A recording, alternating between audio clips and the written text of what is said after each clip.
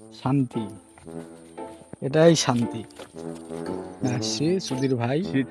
ভাই ভাই শুধু এই যে এর মধ্যে শিয়ালে বাচ্চা দিয়েছে। ভাই শান্তক নিয়ে কিছু একটা বলেন। শান্তদা, এ তো ভালো মানুষ, বুঝছেন? শিওর।